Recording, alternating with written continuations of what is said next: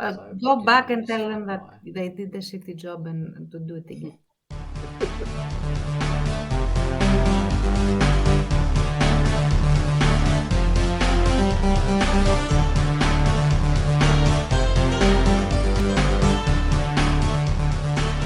Hello and welcome to the Drunkduck Quackcast. This is Quackcast number 618. I'm Ozone Ocean, and with me is Tance and Baines. Hello.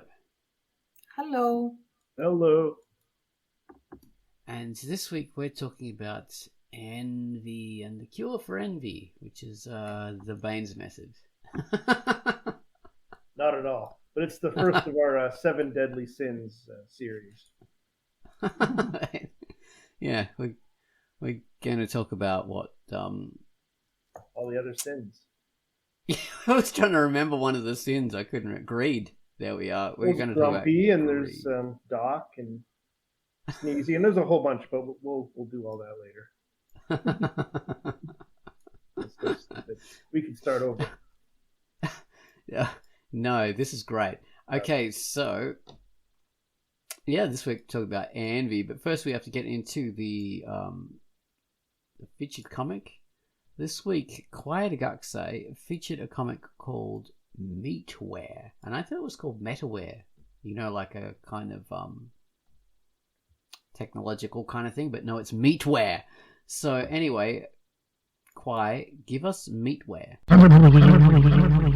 Hello, this is Quackcast, and the feature I've selected for this week is Meatware by The Jagged, and it is rated M for mature. Ikki considers herself a bottom dweller, living and working in the lower levels to make a living. A serendipitous encounter and luck are about to intersect in the forgotten remains of a junkyard after a routine trash diving detour leads to a luxurious discovery. Introducing Mr. Dumpy, aka Croco Boy 27 or Mr. D, a high-end security beasthead used as a bodyguard for the upper level's wealthier class. D carries a lot of baggage and is recovering from a painful past, to which Ikki reminds him that it'll be okay, yeah? You're gonna be okay. The art is drawn in the Jagged's trademark ink wash style of varying levels of grayscale. The art style has dreamlike watercolor textures. Order up a serving of Smoofu, Boofoo, Nutri-Smoothie, and read Meatware by The Jagged, rated M. And we're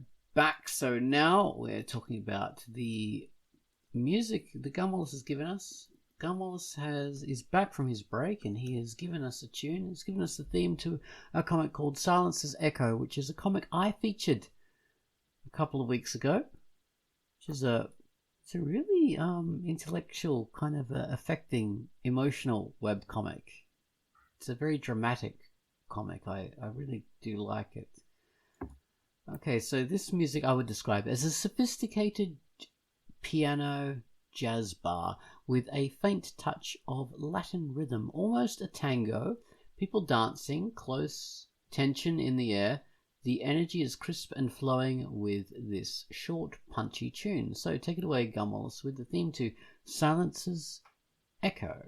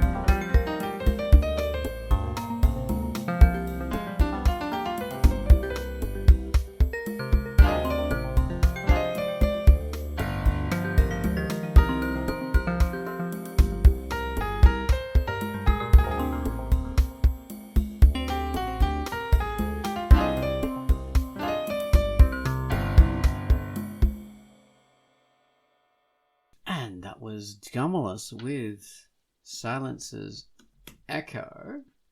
And that's a comic by Hikerage. And it's rated M for mature. Okay, so Baines, Your topic was in your great news post on Thursday last week, which was envy, a cure for envy. Yes. And Psychology Today and some other periodicals have written to me that want to publish that news post. So very exciting. Yeah, I heard you being accepted into Nature for a little feature there. Accepted into Nature? Amazing. Yeah, this is one of the most prestigious literary scientific journals. So kudos to you. Yeah, there's so many I didn't even know about it. But yeah, no, this isn't my insight. This is something I heard in an interview with Malcolm Gladwell some years ago. And I was writing the news post and it popped into my head again because it made a great impression on me when I heard it. So it's about jealousy or envy.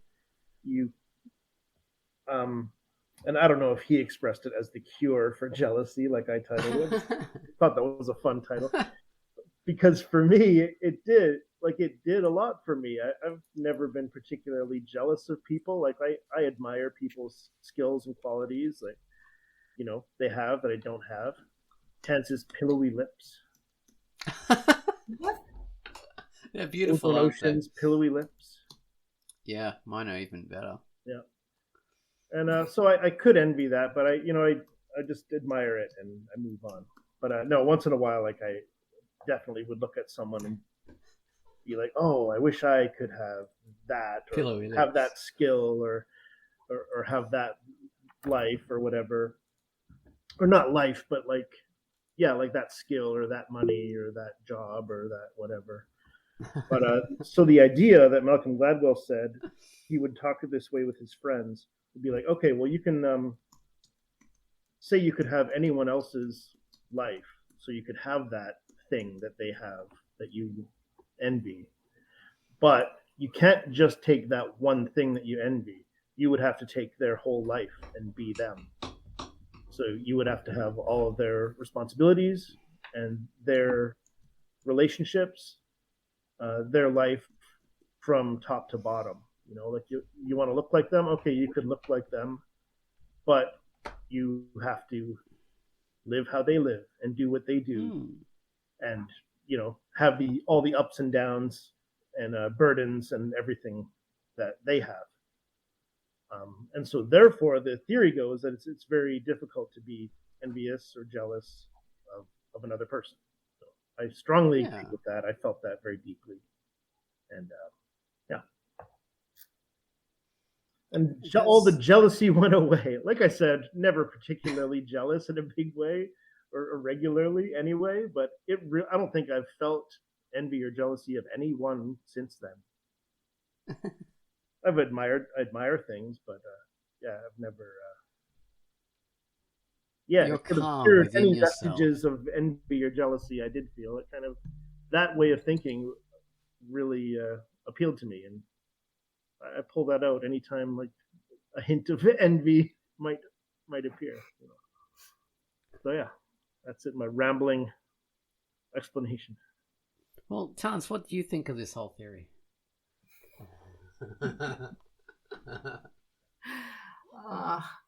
I didn't talk in the video cast, and now you're going to be drilling me, aren't you? Well, I think whatever works to make you not jealous, to make you happy, because jealousy is basically an emotion of unhappiness. I mean, when you're jealous, you're not being happy, you don't feel balanced, you don't feel complete, whole, you know, whatever. Insert your description of feeling well. Yeah. So whatever works to make you not be in that state absolutely gets 100% from me. Going further, I mean, absolutely, when you see something that you like in some other person, usually that has at least some level of work behind it, or some process that involved work. Even when you go through, like for example, if you have a character trait that people admire, chances are that someone either worked for it to be there, like for example, say that you are an extremely neat person and everything is tidy in your house and you always have this routine that keeps everything under control and people are absolutely envious of this. Two things have probably happened. Either your parents worked to instill it in you and you grew up having this trait because you were basically trained to do this, or you trained yourself to do this. Both of these things involve work, and both of these things involve some level of discipline.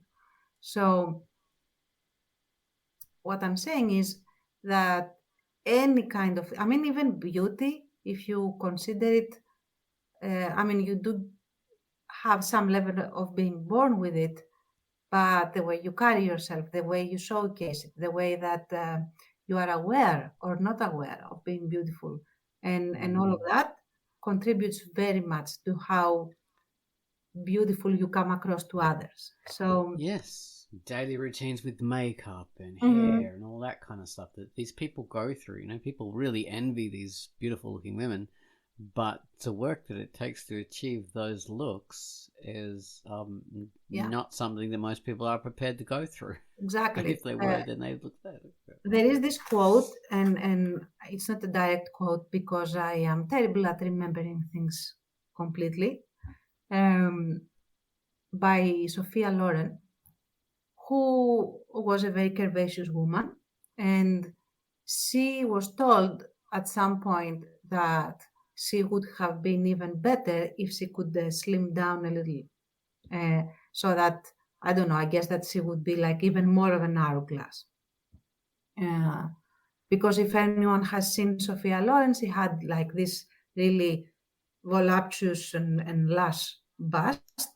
And of course, she had very nice hips and tiny waist. She cut in very nice waist.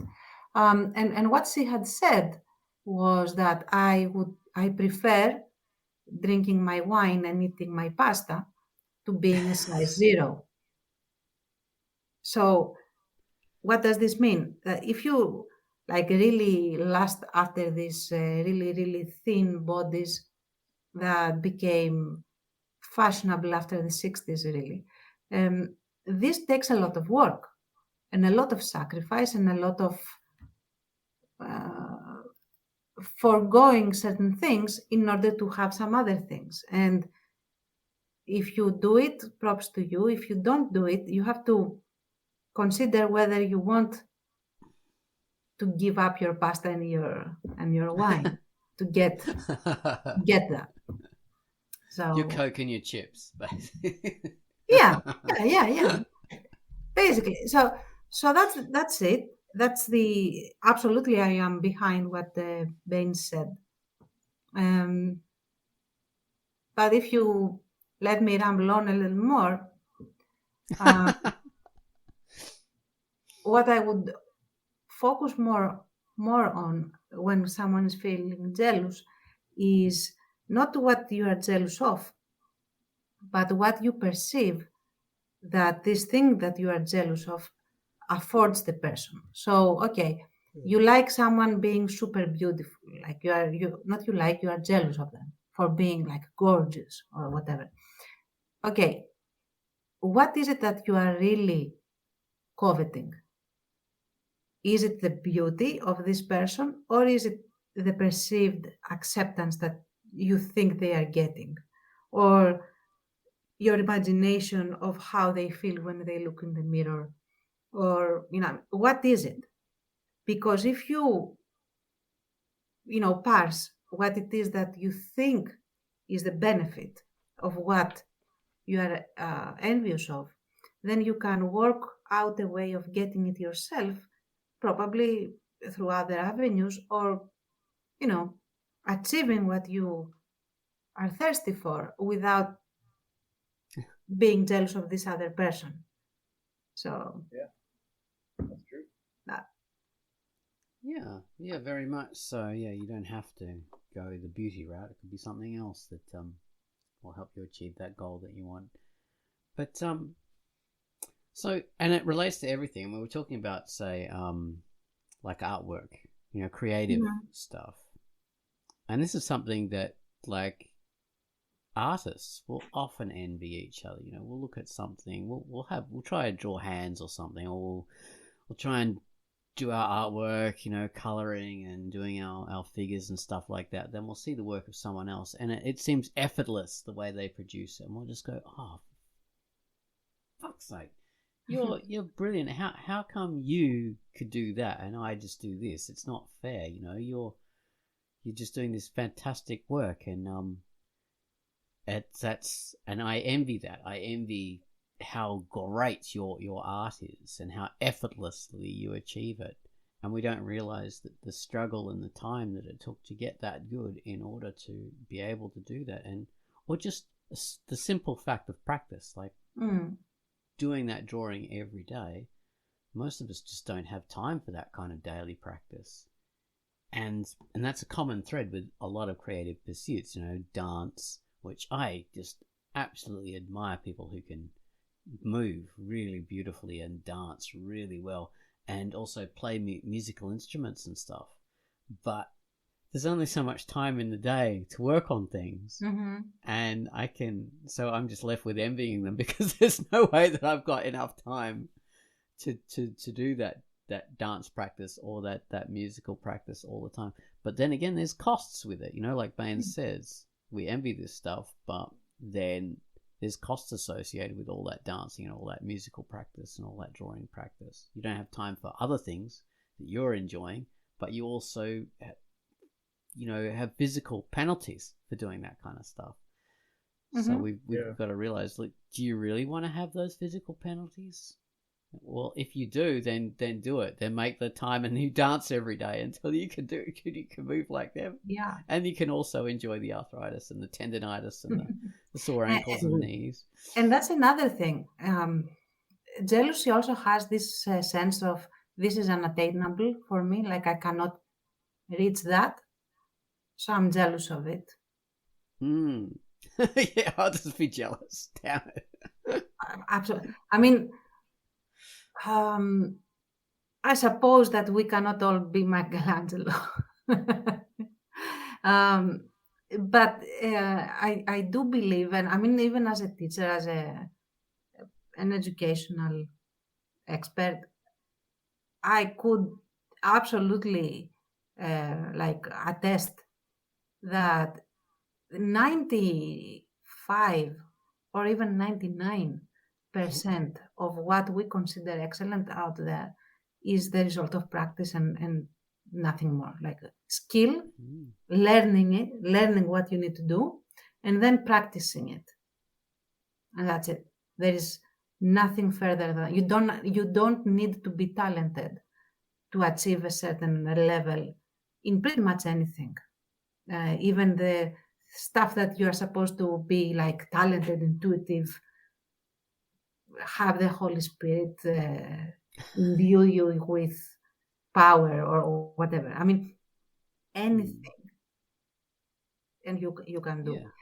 That 1% that pushes the envelope further, then yes, that is talent. But you don't really need that to stand out to people, or to do what you need to do, like create a comic effortlessly, quote unquote. Be able to draw the figure from mostly memory, or do backgrounds, or what have you, dance really well, play XYZ instruments, learn a language, do math. I mean, anything. It's all a matter of getting the proper instruction and then practicing it, and you're good. So yeah, it just takes learning. I mean, cooking, that's another thing. I've had people say, "Oh, damn, I wish I knew how to cook. I don't know how to cook." And you think, well, it just takes practice, just trial and error. There's recipe books, there's all kinds of things, instructions on YouTube. Just do that. Don't envy someone their ability to cook, or don't say I have no idea how to cook. It's the skills are out there to learn. Yeah. It's not that difficult. The one thing I will say about cooking, though, I mean, having dabbled into creating cookbooks and geared to people that don't feel confident in the kitchen, there is something, and that I think you would expect to find in all instruction fields. You have to trust the person that is instructing you, that they, first of all, know how to teach. Second of all, that they are teaching you everything and they do not skip a couple of steps that make or break the result. And then you, of course, are not experienced enough to know that. And then you feel incompetent, especially in cooking. This happens all the time when you have people that are saying, for example, make the roux and then add XYZ ingredient. And nobody tells you how to make the freaking roux without burning the flour, for example. Or things like that, like little tips that you should be told, because how are you going to divine them? With telepathy, of course, as you're expected to have when you're doing cooking. Mind-to-mind communication. Yeah. So yeah, Okay. I mean, make sure, because there are also all kinds. I remember when I was trying to find some tutorials on how to make that snow thing. Most of the tutorials were do step 1, step 2, then magic happens, voila, snow. For my digital. For your drawing in the comic of Without Moonlight, you need a scene in there was no way that would work, and it didn't work, and it was super frustrating. Finally, I found a saint that added the extra step, and everything worked.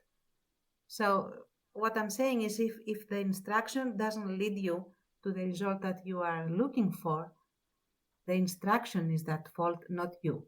So if that happens, find someone else to teach you, find some other tutorial until you get what you want and what you need. Yeah.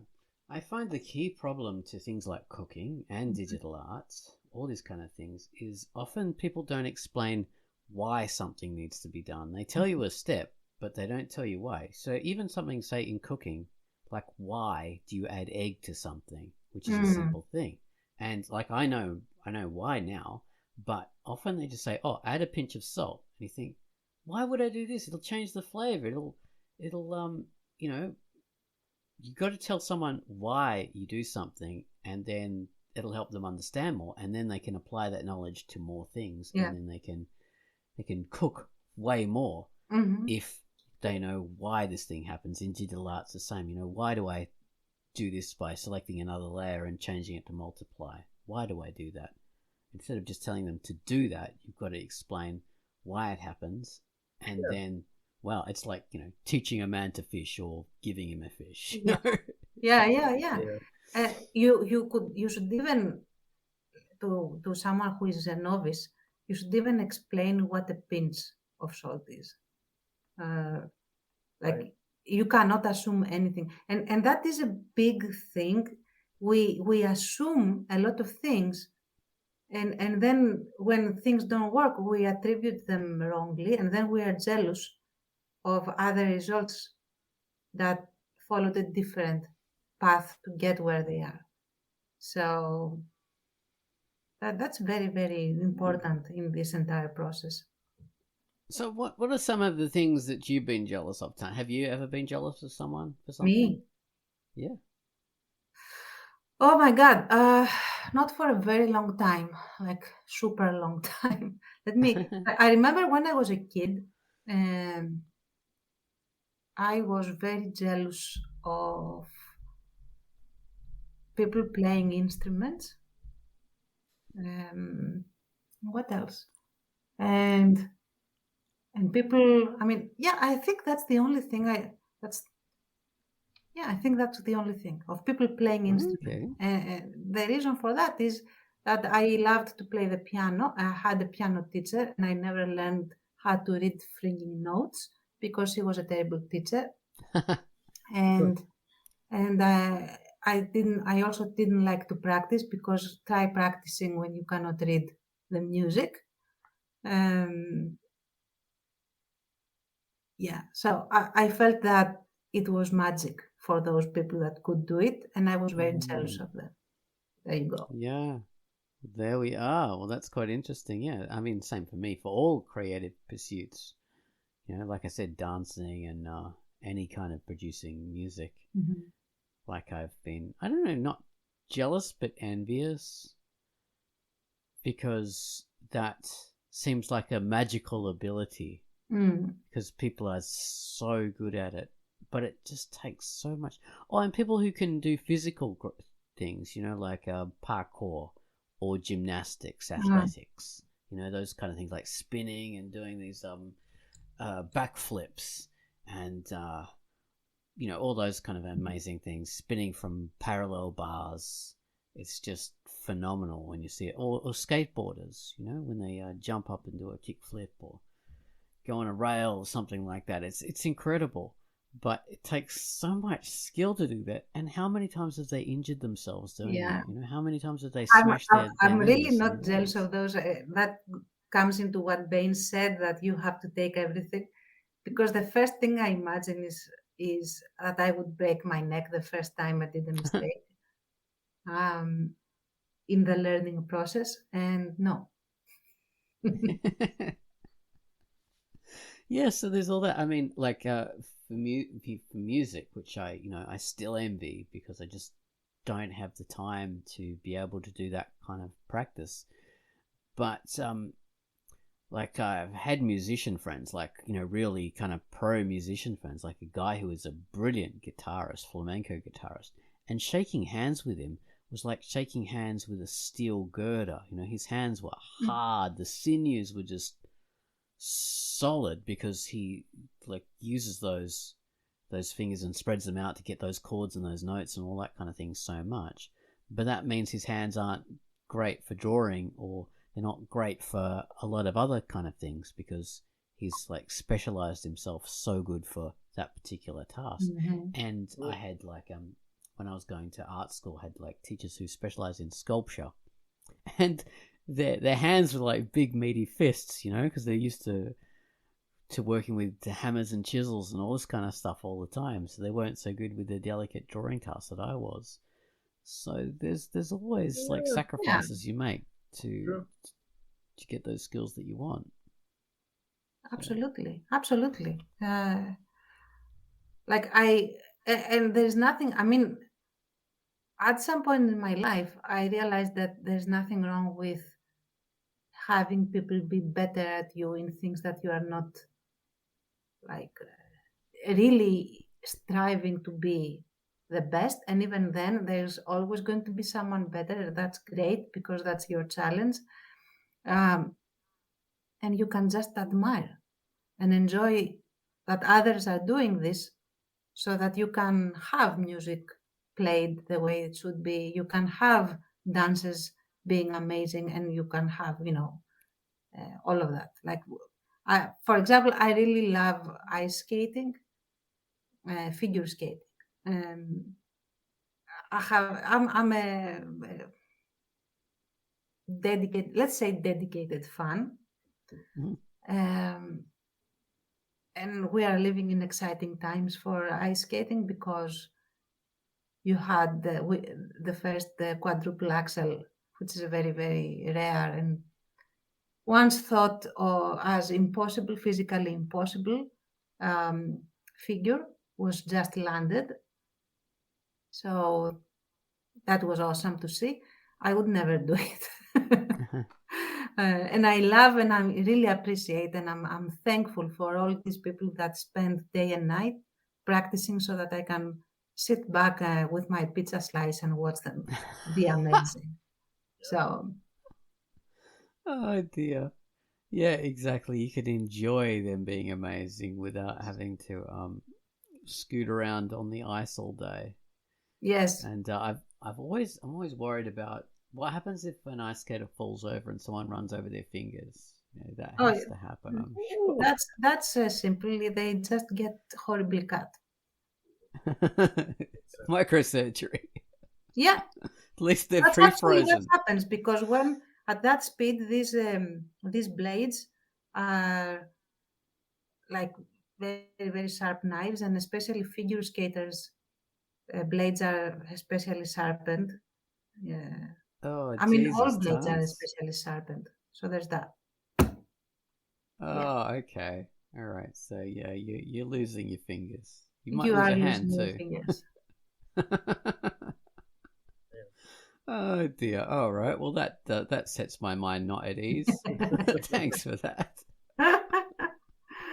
I'll be horrified every time I see an ice skater now. Well, the good thing is that they learn how to fall first of all, and they usually don't run into each other as easily. I mean, it doesn't happen even at those big ice rinks where everybody goes in Yeah. Hallmark movies, and they just all scoot around. Yeah. Yeah. Around and around and around and Mhm. around. Oh dear. I can't even roller skate or fall over on my bum. So, well, I haven't really tried for a long time, but yeah. I'm scared to. I don't want to get a smashed coccyx. I used to skate just very recreationally, like don't never figure skated ever. And it's fun. I mean, I like speed personally. Okay. So it's fun. It's fun. But I did get at least a few hours of instruction of how not to fall on my bum all the time. Like, Ah. Well, that helps. yeah. What about You can't Baines? figure it out on your own, but it's going to take No, falls.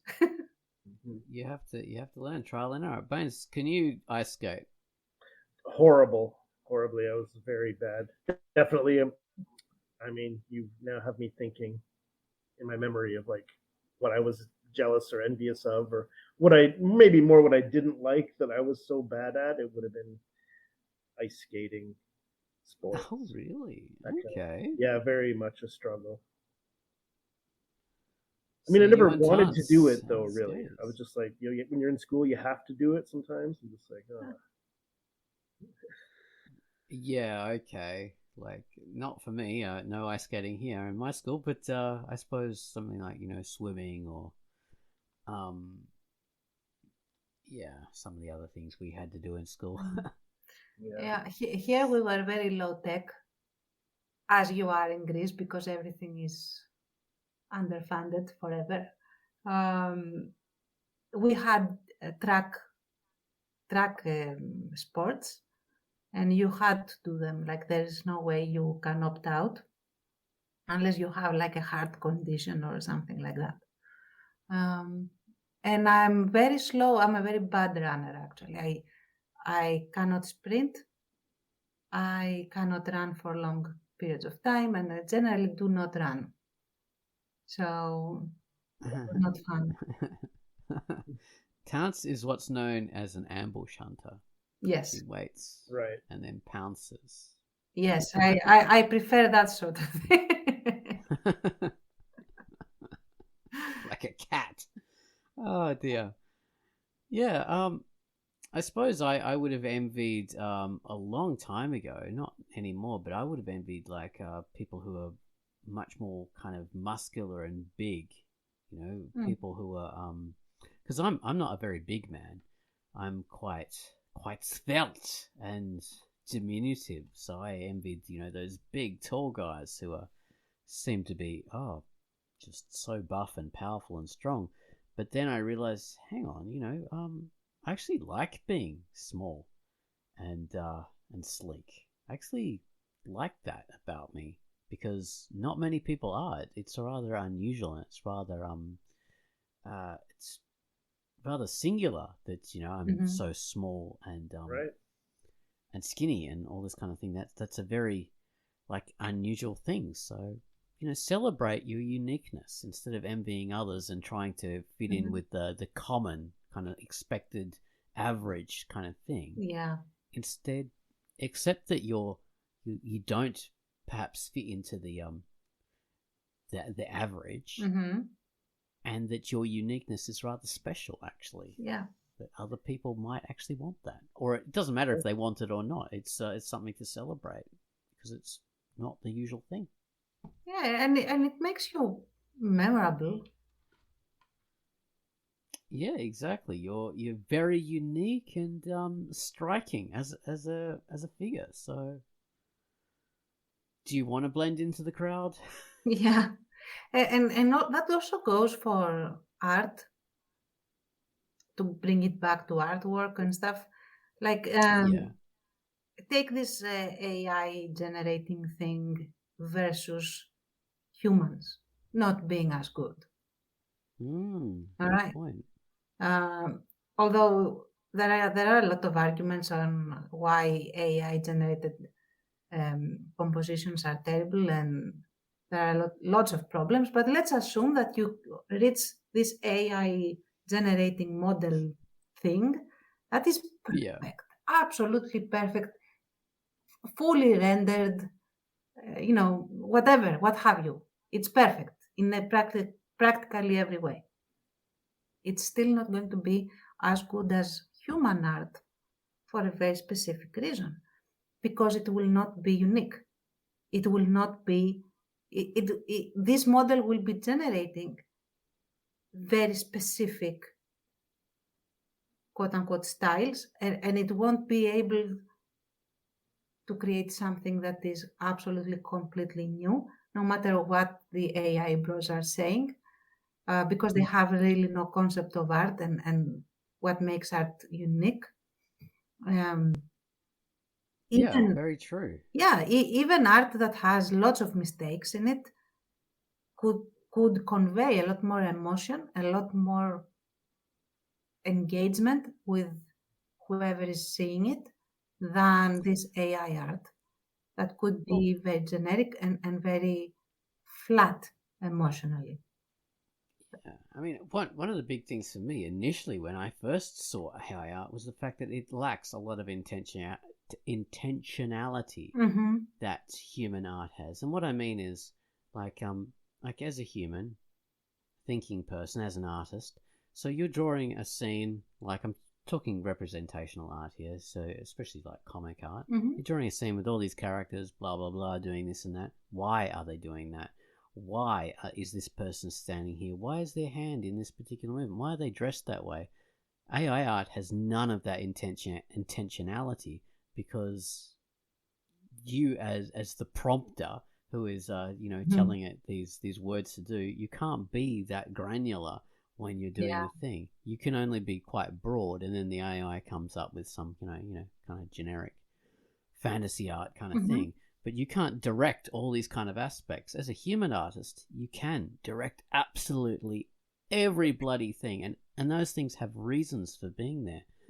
AI art will never have that kind of granularity, because if it did, then you wouldn't need the AI to do it, because it would be too complicated. You might as well just do it yourself. So that's a big thing. It's like handmade clothes versus clothes bought from the shop. Clothes bought from the shop are going to be, quite great, especially if you pay a lot of money for them, but they're never going to be as good as handmade clothes, especially if they're made specifically for you. So there's that kind of stuff. Yeah, that's why, custom made is something you pay extra for. And there's also, like, I have a good few artists that I absolutely love, and I feel that I would never be able to be at their level, but that's fine, and I enjoy it very much. I can tell that this is something they created among a million other pieces of human art. I can tell, like, this is yours. I don't care if you have drawn like a Hello Kitty or a magnus opus of, I don't know, a crowd scene or whatever. And that is something that they think that they can recreate with AI, but they can't, because while style is very much like a handwriting, it remains mostly the same, but it always evolves with the artist, and you can see that. You can tell it is vibrant.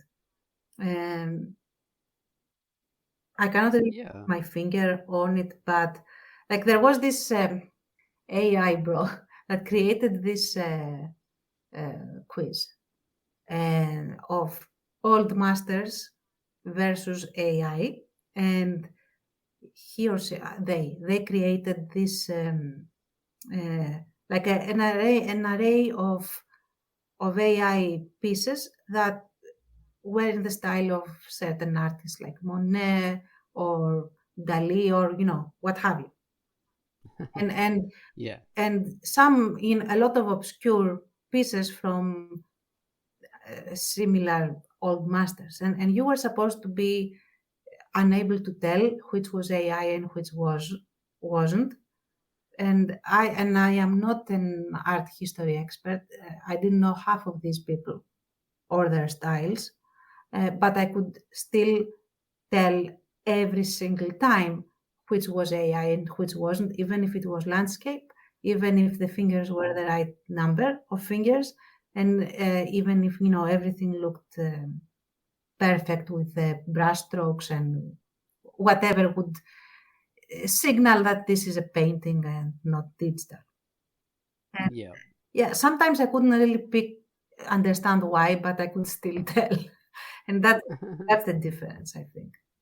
So yeah, that's a good point. The AI stuff is not gonna have a style, and human artwork is, and so you can envy this AI and it's produced artwork and think, wow, they're doing this so easily. They're just giving a prompt, but yeah, like I said, it lacks that intentionality.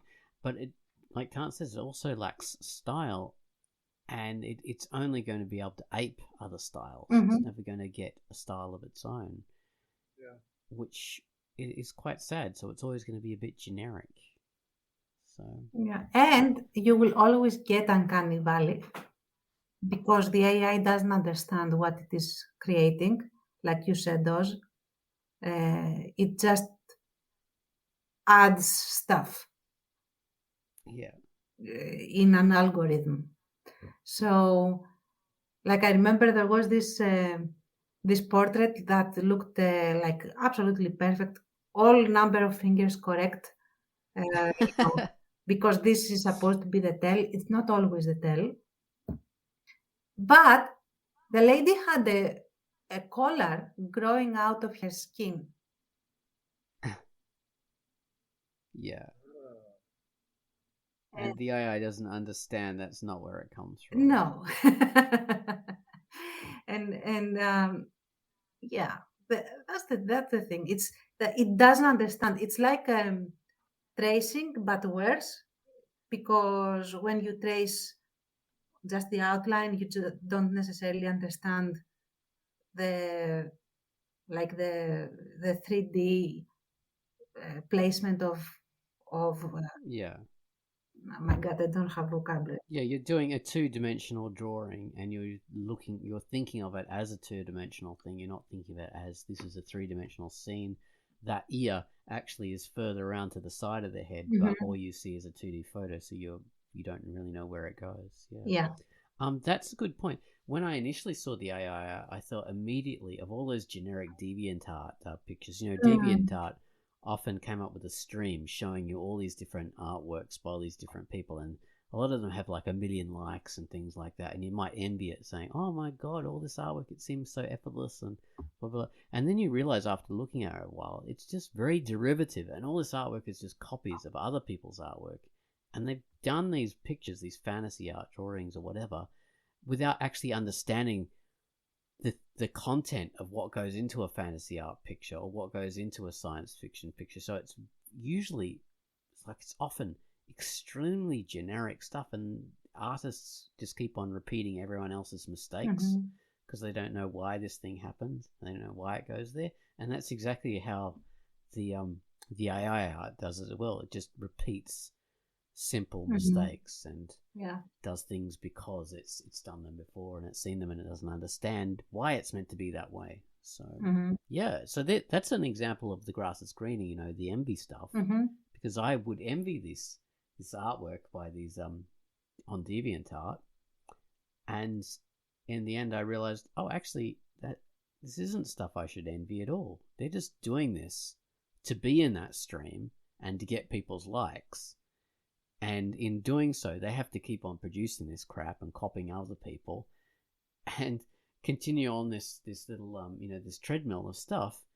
And their artwork's not really getting any better. There's these problems and mistakes, and they're just stuck in that sort of rut. And they can't really, go further and do what we do with comic art, which requires a lot more work and a lot more effort and intellectual capacity, because our stuff has to go, be narrative, and we have to repeat the same things and evolve and grow, and this stuff, we have to know what's going to happen next, and that's never going to happen in our art. That's just a one-off, because they don't know how to do it. And in comic work, you are bound to go where you are not comfortable. Like, you are going to have to, at some point, you're going to have to draw the thing that you are afraid of, or the thing that you have no idea how to draw. And easily, like in panel number 3, you probably are going to start fearing panel number 5 and what has to go there.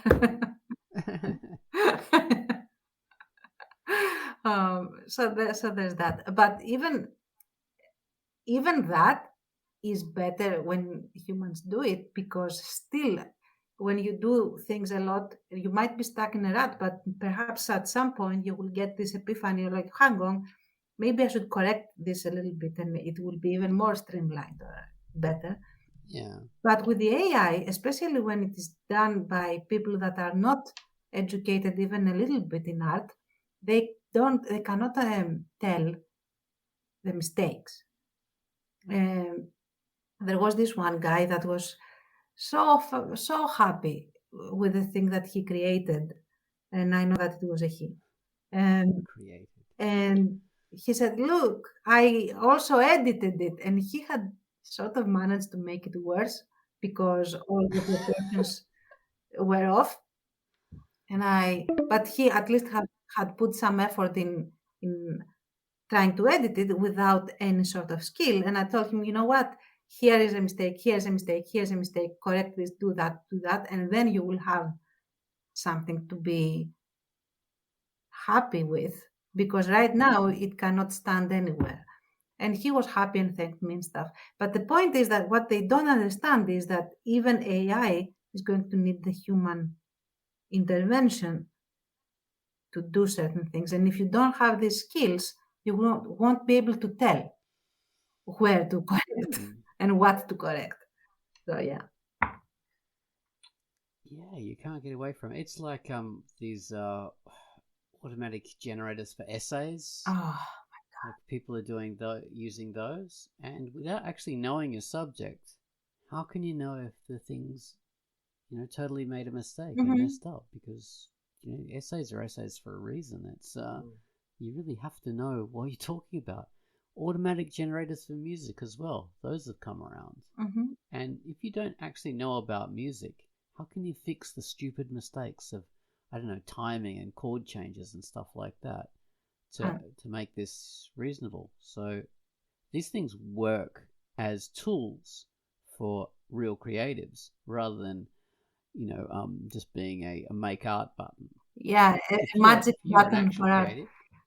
But again, that stems to tie it all back to what we were originally saying, to this sense: A, I cannot ever learn art. B, I don't want to put in the work to learn art.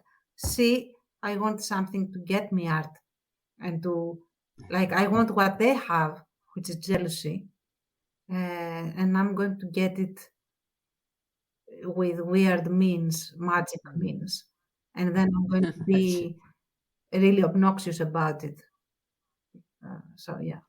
Actually, that reminds me of some fantasy stories I remember from a long time ago. Like there's a common theme of a creature has magic and envies some ability and uses it to steal that thing from someone else and give that to themselves. And usually there's some penalties involved in that. You know, when they steal this character's voice or something like this, that carries some problems with it. So it's like a magical version of the Baines method. Mm-hmm. Well, the Baines theory of jealousy. It's almost a Twilight Zone story, Baines. Yeah, exactly. Or like it's like a parable, right? Wanting shortcuts or Mm-hmm. something. Yeah, exactly. Yeah, it has a poetic justice to it. Yeah. Yeah. And maybe it's like some kind of law, like in the law of thermodynamics, that you cannot create energy, and it always comes from somewhere and has to be released back and blah blah. You cannot magically become an artist or anything. I mean, you can poach it, I guess, for a while, but it still will come for its dues, I guess. Faustian pact. Well, yeah. I mean, it's like when you're investing, like when you're playing a role-playing game and you invest skill points. Everyone has the same amount of skill points. You just invest it in different things, And everyone and then is you get needed. more skill points. Yeah, every single one. And then you build up more skill points when you're actually playing the game, and you invest that in other things. But you have to take certain abilities in order to be able to do that, and it's like life, exactly. Practice is what you need, rather than stealing and theft and shortcuts. And imagine It if doesn't get you there. if the cleric was envious of I don't know, the witch, or the barbarian envious of the thief, nobody would get anything done. They would still be brooding and trying to I don't know, nurse this jealousy, this poison tree that ends up being destructive in the end. Anyway, so Like what happened to our role-playing game. no, Everybody we were wanted to be excellent. We another- were an excellent team, actually. We worked really well with each other.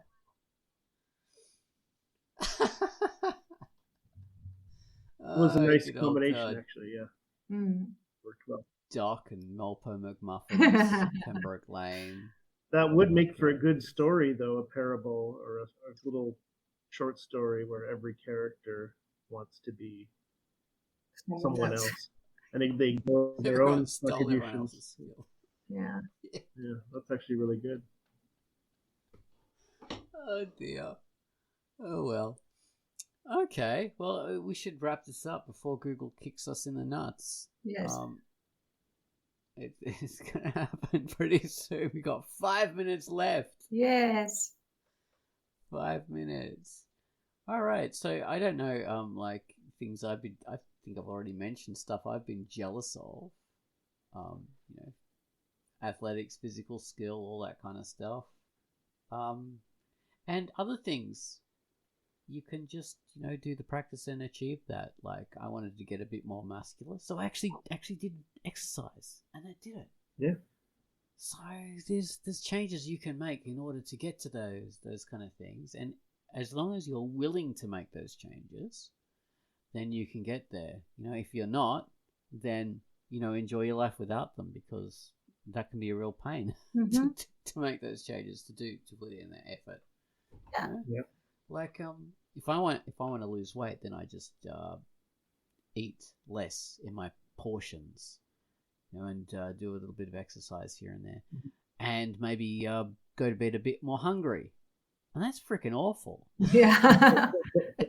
Yeah. But It's not nice to deny yourself food. exactly. Go I mean, there are tricks to not go to bed hungry and still have fewer calories as a net intake. But yeah, you cannot avoid being hungry. It's just that you can manage it differently.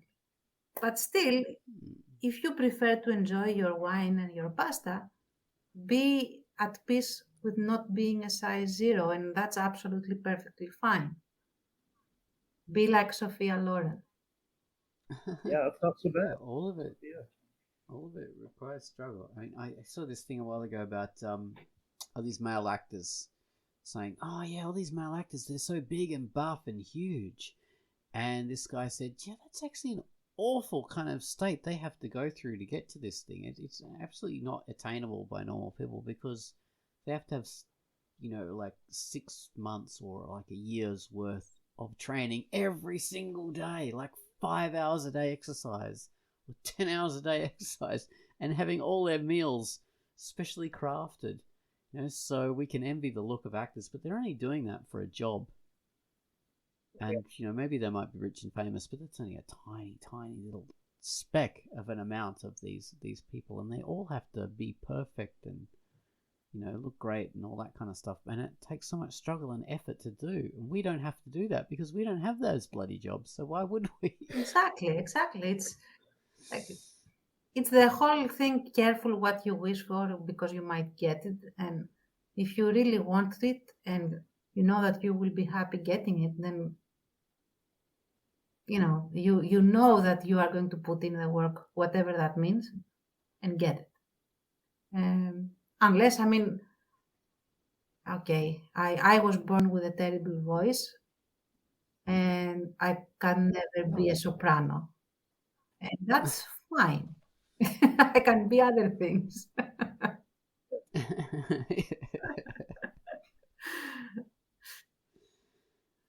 Well, yeah, there's pluses and minuses and all different ways of achieving our goals or achieving different goals. Exactly.